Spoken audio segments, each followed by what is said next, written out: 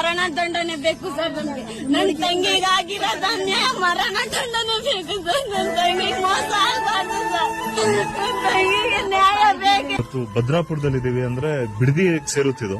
Bidadi station limits ಇರೋ ಭದ್ರಾಪುರದಲ್ಲಿ ನಿನ್ನೆ night ಒಂದು 14 ವರ್ಷದ ಒಂದು ಚಿಕ್ಕ ಹೆಣ್ಣು ಮಗು ಪಾಪ ಕಿವಿಡಿ ಮೂಗಿ ಬೇರೆ ಸತ್ತು ಬಿದ್ದಿದೆ ಸರ್. ಹೆಣವಾಗಿ ಬಿದ್ದಿದ್ದಾರೆ. ಕೊಲೆ ಆಗಿರೋದ, ಯಾರು ಮಾಡಿರೋದು, ಏನ್ ಮಾಡೋದು ಅಂತ ಗೊತ್ತಿಲ್ಲ ಅಂತ ಕಚಡ ಸೂಳ ಮಕ್ಳಿಗೆ ನಮ್ಮನ್ನ ಅಲ್ಲಿಂದ ಅಲ್ಲಿಗೆ ಸಾಯಿಸ್ಬೇಕು.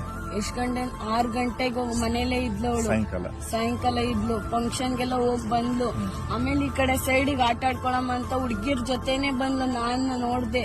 ಮನ್ಗಿರುವಾಗ ನಮ್ಮ ಅಮ್ಮ ಹುಡುಕಾಡ್ತಾ ಇತ್ತು. ಇಷ್ಟೊತ್ತಾದ್ರೂ ಬಂದಿಲ್ಲ ಅಂತ. 9 ಗಂಟೆ ಆಯ್ತಾ ಹುಡ್ಗಿ ಬಂದ್ಬಿಡು ಅವಳ ಮನೆ ಹತ್ರ.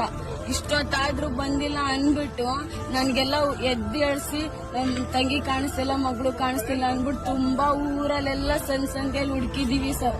ಹುಡುಗರ ಜೊತೆ 4 ಹುಡುಗರ ಜೊತೆನೂ ಕೂಡ ಇಲ್ಲಿ ತನಕ ಬಂದು ಹುಡುಕುದ ಸರ್ ನಾವು. ಆದ್ರೂ ಕೂಡ ಚೂರು ಕಾಣಿಸ್ಲೇ ಇಲ್ಲ. ಕರೆಂಟ್ ಇರ್ಲಿಲ್ಲ ಸರ್. ಅಲ್ಲಿ ತನಕ ಬಂದಿದ್ರು ಕೂಡ ಕರೆಂಟ್ ಇರ್ಲಿಲ್ಲ. ಕರೆಂಟ್ ಹೊಡೆದೋಯ್ತು ಆ ಟೈಮಲ್ಲಿ.